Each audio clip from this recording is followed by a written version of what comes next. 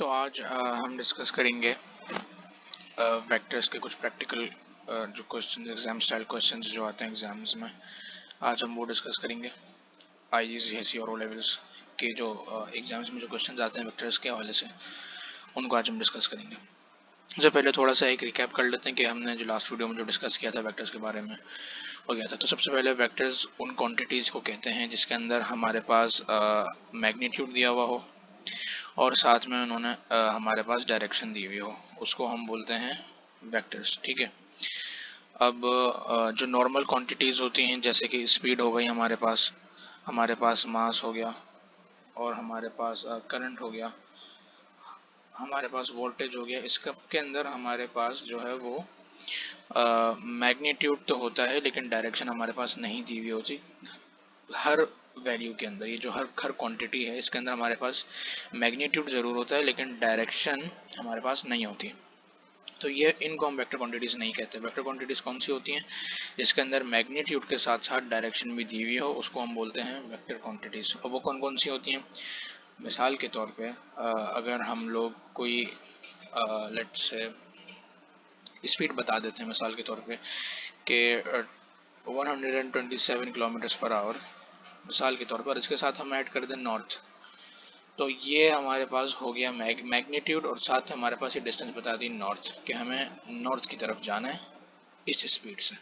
तो ये क्या हो गई हमारी? ये हो गई हमारी वेक्टर क्वांटिटी, क्योंकि इसके अंदर हमारे पास मैग्नीट्यूड भी आ गया और डायरेक्शन भी आ गई। अब एक और एग्जांपल ले लेते हैं। हम लेते हैं मिसाल के तौर पर ये पॉइंट ए है, ठीक है, ये पॉइंट बी है और हमें ए से बी की तरफ जा रहे हैं हम, ठीक है, ए से बी की तरफ जा रहे हैं। तो लेट्स से पॉइंट ए और पॉइंट बी का जो डिस्टेंस है वो है 5 मीटर्स। तो हम कैसे लिखेंगे? हम इसको लिखेंगे ए बी, ऊपर एरो होगा, इक्वल्स टू 5 मीटर्स। ठीक है। अब इसके अंदर हमारे पास मैग्नीट्यूड ये दिया हुआ, ये डिस्टेंस हम इसके अंदर शो कर रहे हैं, लेकिन साथ में हम डायरेक्शन भी बता रहे हैं। डायरेक्शन कैसे बता रहे हैं? डायरेक्शन हम बता रहे हैं इस एरो से। ये एरो रिप्रेजेंट करता है डायरेक्शन को, और वेक्टर्स के अंदर हर वेक्टर क्वांटिटी इससे शो की जाती है। ये रिप्रेजेंट करता है डायरेक्शन को। अब यहाँ पे तो हमारे पास मैग्नीट्यूड आ गया, डायरेक्शन नहीं है। डायरेक्शन कहाँ से आएगी? वो इस एरो से ऐड होगी। अब इस एरो से क्या हुआ? हमारे पास डायरेक्शन आ गई, क्या कि हम ए से जा रहे हैं बी की तरफ, हम ए से जा रहे हैं बी की तरफ, और यही फिर हमारा बना 5 मीटर्स। ठीक है। अब ये हो गई एक वेक्टर क्वांटिटी। अब हमारे पास A B equals to 5 metres आ गया। अब बी ए क्या होगा? बी ए 5 मीटर्स नहीं होगा, यानी बी से लेके ए, तो उसका मतलब हम बी से ए जा रहे हैं, तो ये इसका होगा ऐसे। अब इसके अंदर मैग्नीट्यूड तो सेम रहेगा क्योंकि दोनों के दरमियान जो डिफरेंस है वो तो है ही 5 मीटर्स। ठीक है, तो वो तो सेम ही रहेगा, एज इट इज रहेगा ये। लेकिन क्योंकि डायरेक्शन अलग हो रही है, वेक्टर्स के अंदर दो चीज़ें होती है ना, मैग्नीट्यूड और डायरेक्शन। एक चीज़ सेम है तो ठीक है, दूसरी चीज़ सेम नहीं है, डायरेक्शन जो है वो सेम नहीं है। ए बी की डायरेक्शन इस तरफ है, बी ए की जो डायरेक्शन है वो उसकी बिल्कुल ऑपोजिट है इस तरफ। तो क्या होगा? वैल्यू पूरी ऑपोजिट हो जाएगी, यानी यहाँ पे पॉजिटिव 5 मीटर्स था, बी ए फिर हो जाएगा नेगेटिव 5 मीटर्स। ठीक है। तो ये थोड़ा बहुत रिकैप था जो ये हमने लास्ट वीडियो में समझा था। अब आते हैं कुछ क्वेश्चंस की तरफ जो अक्सर एग्जाम्स में आते हैं।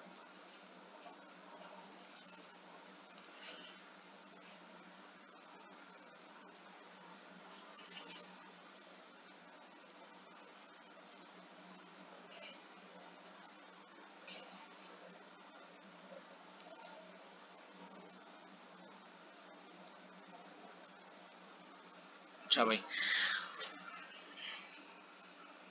एक मिनट। ठीक है। तो अब जो मिसाल जो सवाल जो पेपर्स में आते हैं उसके एक बहुत ही छोटा सा वर्जन है ये, बहुत छोटा सा सवाल है ये। अक्सर इसी कॉन्सेप्ट को लेके जो है पेपर में सवाल आते हैं। लेट्स से कि ये पॉइंट ए है, ये पॉइंट बी है, और ये पॉइंट सी है मिसाल के तौर पे। ठीक है, यानी ये लाइन है और उसके बाद ये लाइन। ठीक है, ये पॉइंट सी है। इसको थोड़ा सा और सही से ड्रॉ कर लेता हूँ मैं। Point A, point B, point C. हमारे पास ये ए आ गया, हमारे पास ये आ गया बी। ठीक है, अब इसके अंदर हमें क्या पता है, हमें पता है कि ये है, मिसाल के तौर पे ये होगा ए हमारा। ठीक है, और इसको हम कह लेते हैं, यानी ए टू बी ए है और B C, vector B C जो है वो लेट से बी है। अब सवाल ऐसा आ सकता है कि find the vector A C, यानी हमें ये फाइंड करना है ए सी। ठीक है, हमें ये वैल्यू फाइंड करनी है कि ये वैल्यू क्या होगी।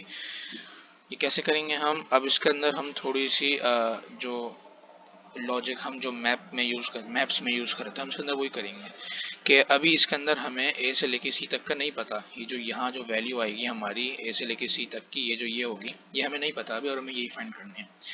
अच्छा, सबसे पहले हम देखेंगे कि हम सी पे पहुंच कैसे सकते हैं। सवाल क्या है, हमें ए सी फाइंड करना है, हमें ये फाइंड करना है ए से लेके सी तक। अब हम लोग सबसे पहले ये देखेंगे कि भाई सी तक का रास्ता कहाँ से जा रहा है, ए से रास्ता कहाँ से जा रहा है, जो हमें नजर आ रहा है, वो हमें नजर आ रहा है कि भाई इधर से जा रहा है यूं, फिर उसके बाद यहाँ से यूं जा रहा है। ठीक है, यानी पहले ए से हम जाएंगे बी की तरफ, फिर जब अगर हम लोग बी से सी की तरफ ऊपर आ जाएं तो ए सी हमारे पास आ जाएगा। ऐसा ही है ना, क्योंकि हमें ए से लेके सी तक का वो फाइंड करना है। तो हम क्या करेंगे, हम ये करेंगे कि ए बी के डिस्टेंस को, यानी कि वेक्टर ए बी को हम ऐड कर देंगे वेक्टर बी सी के साथ। इससे हमारे पास क्या आ जाएगा, इससे हमारे पास आ जाएगा वेक्टर ए सी। ठीक है, अब इसको ट्राई करते हैं हम यहाँ पे। वेक्टर ए बी हमारे पास है ए, प्लस वेक्टर बी सी हमारे पास है बी। तो हमारे पास वेक्टर ए सी क्या आया, वेक्टर ए सी हमारे पास आया ए प्लस बी, ये हमारे पास इसकी वैल्यू आ गई। अब मिसाल के तौर पे अब हम लोग जो है इस क्वेश्चन को थोड़ा सा चेंज कर देते हैं। ठीक है, हम क्या करते हैं, हम इसको चेंज करके लिख देते हैं वेक्टर सी बी है, यानी वेक्टर सी बी बी है। मतलब क्या हुआ इसका, इससे पहले हमने क्या लिखा था, पहले हमने लिखा था कि वेक्टर बी सी ये है बी, लेकिन अब हमने इसको चेंज करके लिख दिया कि वेक्टर सी बी है बी, यानी हमने इसको उल्टा कर दिया। पहले हमने लिखा था कि हम बी से सी की तरफ जा रहे हैं, बी से सी की तरफ जा रहे हैं, अब यहाँ पे हम सी से बी की तरफ जा रहे हैं, सी से हम बी की तरफ जा रहे हैं, तो वो है बी। अब अगर हम ए सी फाइंड करें तो क्या हमारे पास आंसर आएगा, अब दोबारा देखते हैं। अब थोड़ा सा अगर देखा जाए तो आंसर ए प्लस बी ही आना चाहिए, क्योंकि डिस्टेंस तो सेम ही रहेगा। लेकिन क्योंकि साइन, अब अगर आप देखें कि डायरेक्शन चेंज हुई है तो आंसर भी चेंज हुआ होगा। सही है, अब वो कैसे, आप उसको देखते हैं। फिर से दोबारा वही मेथड यूज करते हैं जो हमने इससे पहले यूज किया था। हम पहले जाते हैं ए से बी, ए से बी। ठीक है, हमारे पास जो वेक्टर यहाँ पे दिया हुआ है वो है ए, कहाँ से कहाँ तक का है, ए से बी तक का है। तो अभी हमें ए सी की वैल्यू फाइंड करने के लिए भी हम वही उसी तरीके से चलेंगे, यानी vector A B plus vector B C. ठीक है, अब हमारे पास वेक्टर ए बी क्या है, ए से लेके बी तक है A, plus vector B C. Vector B C क्या है, क्या हमें पता है, ये बी से लेके सी तक। अब हमारे पास जो अभी दिया हुआ है वो तो सी से लेके बी तक है, जैसा कि हमने लास्ट वीडियो में डिस्कस किया था कि सी से बी हम जा रहे हैं, वो बी है, तो बी से सी क्या होगा, इसका ऑपोजिट। क्योंकि डिस्टेंस तो सेम रहेगा लेकिन डायरेक्शन क्योंकि चेंज हो रही है, हमें बी से सी तक का चाहिए ए सी फाइंड करने के लिए, तो हम डायरेक्शन इसकी ऑपोजिट करेंगे तो फिर वैल्यू ऑपोजिट हो जाएगी। तो जहां ये पॉजिटिव बी था ये हो जाएगा नेगेटिव बी। फिर उसके बाद हम इसको लिख देंगे a माइनस बी, ये हमारे पास आ गई वैल्यू किसकी, a टू c, हमारे पास आ गई a माइनस बी। ठीक है, अब एक और इसका हम क्वेश्चन डिस्कस करते हैं। तो सवाल क्या है, सवाल है कि हमें वेक्टर ए एम फाइंड करना है, वेक्टर ए एम हमें फाइंड करना है in terms of A and B. ठीक है, वेक्टर ए एम हमें फाइंड करना है। ये वेक्टर एम क्या है, यानी हमें ए से लेके एम तक का जो वेक्टर बनेगा हमें ये फाइंड करना है। ठीक है, तो सबसे पहले हम जो मेथड हमने लास्ट उसके अंदर यूज़ किया था, जो हमने क्वेश्चन सॉल्व करने की कोशिश करी थी, यहाँ भी हम वो यूज़ करेंगे। सबसे पहले हम देखेंगे कि ए से लेके एम तक हम कैसे जा सकते हैं। सबसे पहले तो यहाँ देखें ना कि सवाल में क्या लिखा है, ए से एम जा रहे हैं हम, तो यानी ए से एम की तरफ जाएंगे हम, एम से ए नहीं जाएंगे, हम ए से एम की तरफ जाएंगे, यानी पॉइंट ए से लेके हम पॉइंट एम की तरफ जाएंगे। तो सबसे पहले तो हम ये देखेंगे कि जैसे हमने लास्ट उसके अंदर किया था कि वो पॉसिबिलिटीज़ देखेंगे, वो रास्ते देखेंगे, या फिर वो क्या कहेंगे उसको, पाथ कह लें, देखेंगे जहाँ से हम एम पॉइंट एम तक पहुँच सकते हैं। ठीक है। अच्छा, सबसे पहले तो ये जो पॉइंट एम है ना क्वेश्चन के अंदर, तो ये है कि find value of vector A M, साथ में ये बताया हुआ है कि point M is mid point, is mid point of A C. ठीक है, ये बात याद रखनी है कि m is a mid point of line A C. ठीक है। अच्छा, ये बात हमने अब यहाँ पे लिख ली कि पॉइंट m जो है वो मिड पॉइंट है ए सी का। अब इसको सॉल्व करने की कोशिश करते हैं। तो सबसे पहले हम देखेंगे कि a से लेके m तक हम कैसे, कहाँ से जा सकते हैं। हमारे पास इस वक्त दो तरीके हैं कि या तो हम डायरेक्ट a से m तक पहुँच जाएं और इसका आंसर लिख दें, लेकिन ये पॉसिबल नहीं क्योंकि हमें यही तो चाहिए। दूसरा तरीका क्या है, हम A से जाएं B की तरफ ऐसे, फिर B से जाएं C की तरफ ऐसे। इससे हमारे पास A से लेके C तक की आएगी, हमें M तक चाहिए। तो हम फिर अगर वापस यहाँ तक आ जाएं इधर तक, तो हमें A से लेके M तक की वैल्यू का जो वेक्टर होगा हमें मिल जाएगा आसानी से। ठीक है। अब वो कैसे करेंगे हम, अब जो हम लोगों ने जो पिछली सिचुएशन देखी थी, जो ये था, बेशक ये छोटा है लेकिन इसके अंदर कोई पॉसिबिलिटीज़ नहीं है हमारे पास। हम कोई देख नहीं सकते कि भाई मतलब हमारे पास सिर्फ यही रास्ता और वो नहीं है, हमारे पास कोई वैल्यू भी नहीं दी हुई। तो उससे बेहतर है हम इस उससे कर लें, कम से कम हमारे पास ये वेक्टर दिया हुआ है, क्योंकि हमारे पास ये भी है, ये भी है, बस हमें ये फाइंड करना है। ये फाइंड करने के बाद हमारे पास ये आ जाएगा। चलो देखते हैं कैसे होगा ये सॉल्व। सबसे पहले तो अच्छा, एक इक्वेशन पहले बना लेते हैं हम कि vector A M equals to क्या, हमने क्या कहा था कि वेक्टर ए बी, यानी ए से लेके बी तक। ये ख्याल रखना, ए से लेके बी तक जाना है, बी से लेके ए तक का नहीं लिखना हमें। यानी हम बी ए नहीं लिख सकते, ये गलत हो जाएगा। क्यों गलत हो जाएगा, क्योंकि हम जा ही यूँ रहे हैं तो हम ए बी लिखेंगे। अगर हम आ रहे होते, अगर हम यूँ आ रहे होते तो फिर हम बी ए लिखते, लेकिन क्योंकि हम जा ही यूँ रहे हैं तो हम, क्योंकि ए से जा रहे हैं बी की तरफ, तो हम लोग वेक्टर ए बी ही लिखेंगे। तो वेक्टर ए बी प्लस ये वाला वेक्टर जो है वेक्टर बी सी, प्लस ये वाला वेक्टर जो है वेक्टर सी एम। इसे हमारे पास तीनों को जब हम प्लस कर देंगे, ऐड कर देंगे, हमारे पास ये वैल्यू आ जाएगी। ठीक है। अच्छा, अब हमें ए एम लिख लेते हैं यहाँ पे, इक्वल्स टू ए बी हमें पता है, ये दिया हुआ हमारे पास, ए से लेके बी तक का है 3a प्लस बी से लेके सी तक का हमारे पास दिया हुआ है, तो ये दिया हुआ 2b, तो 2b प्लस सी एम। अब यहाँ पे मसला आ रहा है, हमारे पास सी एम नहीं है, हमारे पास सी एम नहीं दिया हुआ, तो हम सबसे पहले तो हम यहाँ पे सी एम ऐसे लिख देंगे। अब हमें क्या करना है, हमें सी एम फाइंड करना है। ठीक है, हमारे पास सी एम नहीं है। यहाँ पे हमने लिखा हुआ था कि m is the mid point of A C, यानी ये जो ये वाला पॉइंट है वो लाइन ए सी का मिड पॉइंट है। इसका मतलब क्या हुआ, इसका मतलब ये हुआ कि ये वाला डिस्टेंस और ये वाला डिस्टेंस दोनों इक्वल हैं, क्योंकि ये मिड पॉइंट है ना, जो मिडल होता है उसके दोनों साइड पे सेम डिस्टेंस होता है, तो एम मिड पॉइंट होगा। इसका मतलब क्या है, अगर हम, इसका मतलब ये हुआ कि अगर हम ए से लेके सी तक का वो फाइंड कर लें डिस्टेंस और उसको हाफ कर दें, तो हमारे पास इसकी भी वैल्यू आ जाएगी और हमारे पास इसकी भी वैल्यू आ जाएगी, क्योंकि दोनों साइड सेम है। ठीक है। अब देखते हैं, यानी हमें क्या चाहिए, हमें चाहिए वेक्टर ए सी। तो हमें वेक्टर ए सी चाहिए था। ठीक है, एक मिनट, हमें अभी फ़िलहाल वेक्टर ए सी चाहिए, यानी ए से लेके सी तक, ताकि हमें सी एम की वैल्यू आ जाए हमारे पास। तो वेक्टर ए सी हमारे पास कहाँ से आएगा, हमारे पास इसी से आएगा कि हम ए से लेके बी तक चले जाएं, फिर बी से लेके सी तक आ जाएं। ठीक है।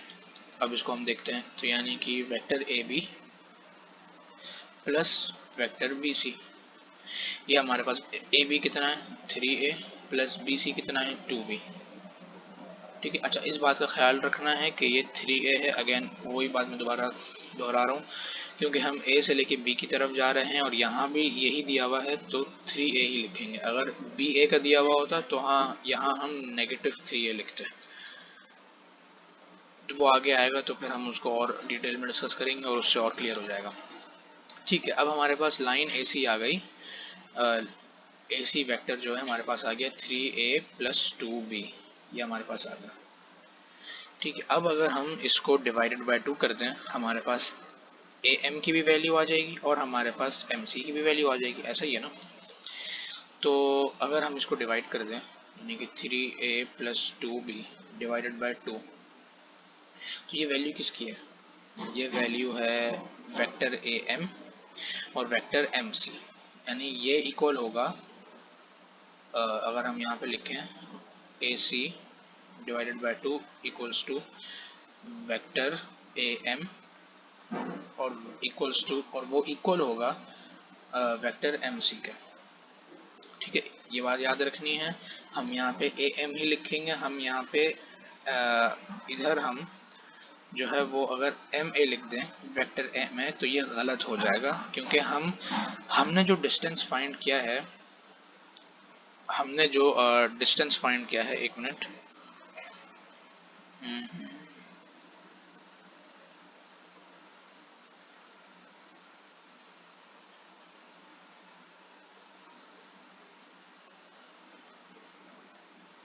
जी, तो हमने जो डिस्टेंस फाइंड किया है अभी, वो हमने अपना, एक मिनट, हाँ, तो हमने जो भी डिस्टेंस फाइंड किया है, जो हमने अभी वेक्टर फाइंड किया, सॉरी AC, वो हम गए थे यहाँ से यहाँ, हम पहले यहाँ से यूं गए फिर यहाँ से यूं आए। ठीक है, तो इसका मतलब क्या हुआ, हमें ये पता चला, ठीक है, हमें ये पता चला इस डायरेक्शन में, यानी राइट टू लेफ्ट हमें पता चला। हम लेफ्ट से राइट की तरफ जा रहे हैं। तो अगर हम AC को 2 पे डिवाइड करें तो हमारे पास लेफ्ट से राइट की वैल्यू आएगी, यानी A से लेके M तक की आएगी और फिर M से लेके C तक की आएगी। C से लेके M तक की नहीं आएगी हमारे पास, क्योंकि हमने जो ओरिजिनली जो हमने वैल्यू जो वेक्टर फाइंड करी थी AC, वो हमने राइट टू लेफ्ट फाइंड करी थी। तो जब हम इसको डिवाइड करेंगे तो हमारे पास आंसर भी राइट टू लेफ्ट और राइट टू लेफ्ट ही आएगा। ठीक है। अच्छा, अब हम देखते हैं आगे इसको, अगर और देखें हम, हम्म, हम्म, हम्म,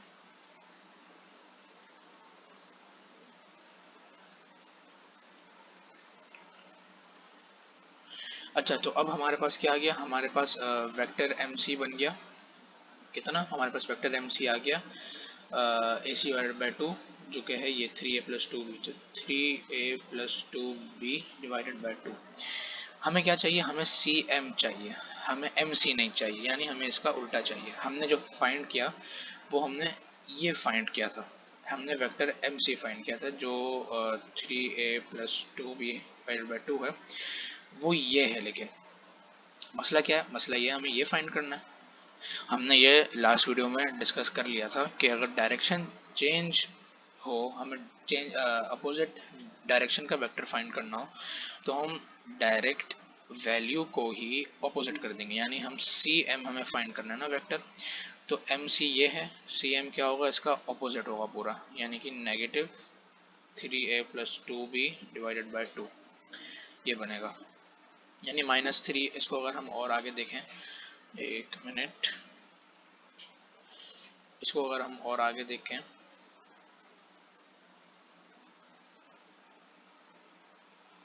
तो ये बन जाएगा vector CM equals to minus plus, ये हो जाएगा -3a minus plus -2b divided by 2। ये हमारे पास आंसर आ गया। लेकिन हमारे पास ये भी CM की वैल्यू आई है, अभी हमें AM फाइंड करना है। अच्छा, अब क्या हो गया, हमारे पास क्या क्या आ गया, हमारे पास जो है एक मिनट जी, तो हमारे पास ये वैल्यू भी है, हमारे पास ये वैल्यू भी है और हमारे पास CM तक की भी वैल्यू आ गई। अब क्या हम AC फाइंड कर सकते, AM फाइंड कर सकते हैं, यानी A से लेके B तक जाएंगे हम, B से लेके C, फिर B से लेके M, इससे हमारे पास AM की वैल्यू आ जाएगी। अब हमारे पास सब मौजूद है, क्या करेंगे, सबको ऐड कर देंगे। मतलब 3a plus 2b plus bracket में लिखेंगे -3a minus 2b divided by 2, तो ये बन जाएगा 2 हमारा ये आ जाएगा और 6a plus 4b plus minus minus और 3a माइनस 2b। इसको अगर हम फर्दर सिंप्लीफाई करें तो हमारा आंसर जो बनेगा, इसको इधर लिख लेता, नहीं इस तरफ लिख लेता, तो इसको अगर हम फर्दर सिंप्लीफाई करें